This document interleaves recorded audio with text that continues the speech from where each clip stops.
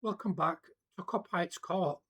So this is the case of Isak versus Eddie Howe.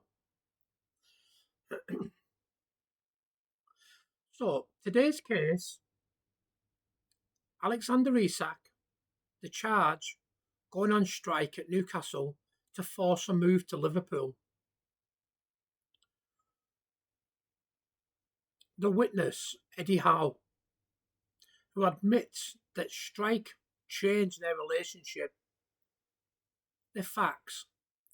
Before the standoff, Eddie Howe and Alexander Isak had a strong working relationship.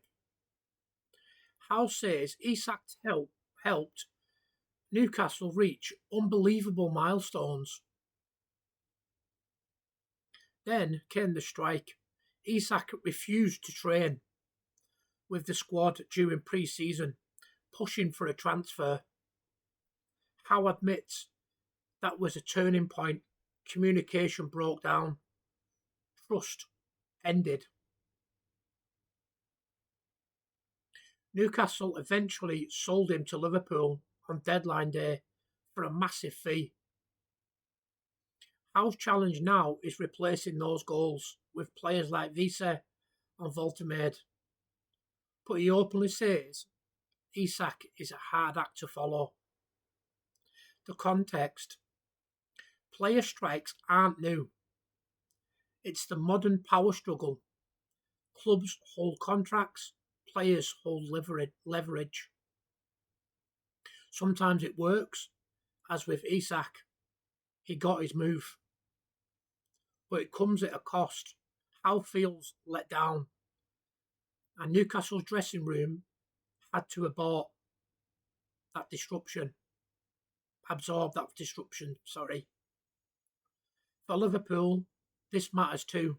Isak arrives with a reputation, world-class striker, yes. Also, a player who was willing to down tools to get his way. The reality versus clickbait. Clickbait line, Isak betrayed Newcastle. Reality, he forced a move, yes. But Liverpool wouldn't have landed him without that hard stance.